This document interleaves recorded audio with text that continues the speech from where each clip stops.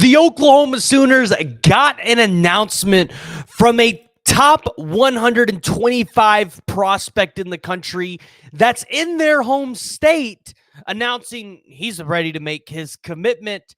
And this was a kid that recently dropped Oklahoma in his top 6. But today we got to talk about, can Oklahoma land this top player?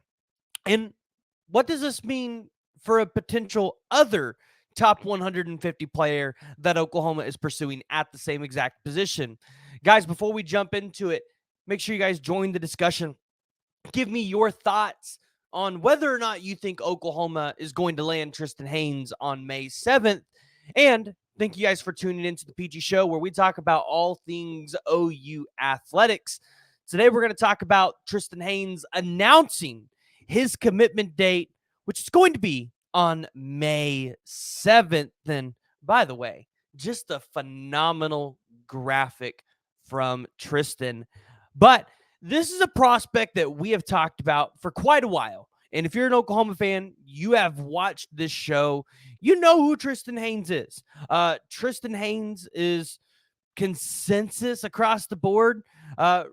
Composite ranking 151st in the player, but 247 has him as the 119th ranked player, coming in at 6'2", 175 pounds. Trystan Haynes is a guy that he's kind of been able to do it all over the field for Carl Albert High School. 51 tackles, 4 tackles for loss, 7 pass breakups, 3 forced fumbles, 3 interceptions as a cornerback. But he's also been able to do things in the punt return and the kick return game. He's had 39.1 punt return average for 91 is his longest return, but 1 touchdown last year. 90 yards is his longest kickoff return. He's had 3 kickoff returns for touchdowns. He's had 2 rushing attempts. He's been able to do a little bit on the offensive side of the ball as a tight end / wide receiver. 1,009 receiving yards, 12 receiving touchdowns, 26 rushing touchdowns. This is a guy, you get him here on campus and you figure out where he fits best. But Oklahoma is recruiting him at corner. That's where they want him to play. And this kind of leads into what would happen with another recruit. And we'll talk about that one here in a second. But Oklahoma, they were announced in a top 6 for Trystan Haynes with Alabama, Georgia, A&M, Notre Dame, Miami. This is an elite top 6. So Oklahoma, you're duking it out for some of us believed Georgia was a contender in this for a long time. You've still got the allure of Alabama, even though Nick Saban's not there. Listen, they haven't fallen off the map yet. Notre Dame, they were receiving crystal balls just a couple weeks ago. Like, that, people felt good about Notre Dame and Trystan Haynes. But Oklahoma appears to be surging in this recruitment. Now, what does this mean for a 4-star cornerback in Kobe Sellers? Because Kobe Sellers, this is a guy that we've also talked about potentially being a part of Oklahoma's class. And as you can see, he's kind of getting a lot of predictions in favor of Texas A&M, including one from Colin Kennedy. And, you know, when Colin Kennedy submits a crystal ball prediction, there's usually a good chance that that's going to be the school of choice. I will say this. I had a chance to follow up with Kobe Sellers myself and kind of just talking through it a little bit, asking about the surge of Texas A&M. And I brought this up in the Discord the other day. And I said, if you guys remember back on April 2nd, I mentioned it in the Discord. And I said, and I don't know if I mentioned it here live at the time, Kobe revisited A&M and what was potentially going to be A&M's last visit.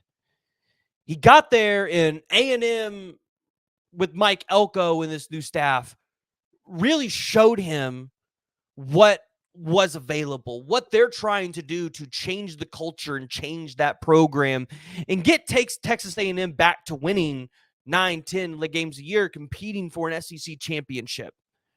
And they've done a really good job at selling that, a really good job at it.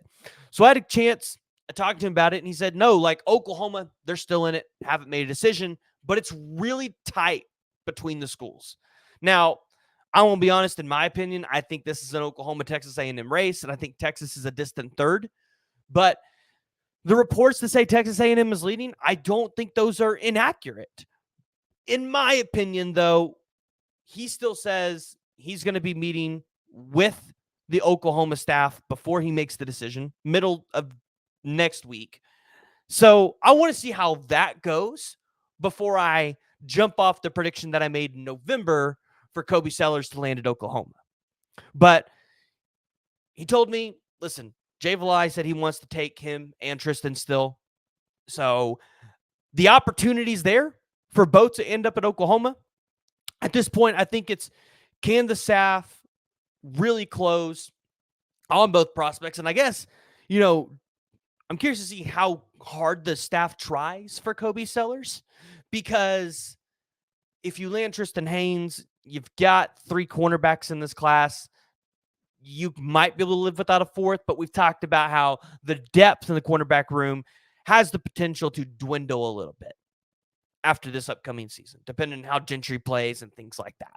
But Oklahoma gets good news with Trystan Haynes. This is good news, because if you're an Oklahoma fan, this has been a recruitment you kind of been a little worried about, right? It seems like Tristan's been one, at least it seems. I have not talked to Trystan Haynes. I want to preface that. But reading between the lines, it seems like Trystan Haynes has really tried to want to leave the state. Maybe he wanted to go see different things.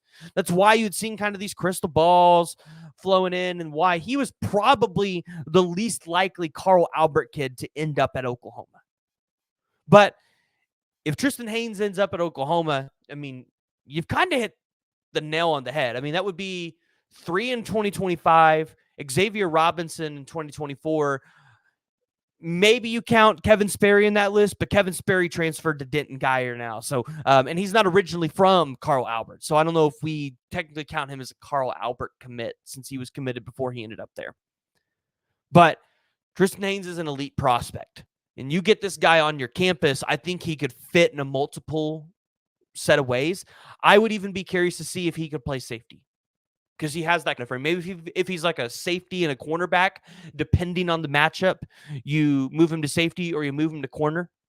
Because I feel like we've seen Jay Valai and Brandon Hall want to have guys like that, where they can kind of flex them a little bit, put them in multiple positions, play around with them. If there's an injury, they can move somebody around. So we got May 7th. That's the date. Y'all are going to have to be tuned in. And I'm sure you're going to start to see a little bit more predictions flowing in for Trystan Haynes. This one's a little bit intriguing. But guys, before we end it, if you guys have made it this far and you haven't already, make sure you hit that like and you hit the subscribe button. Join the discussion.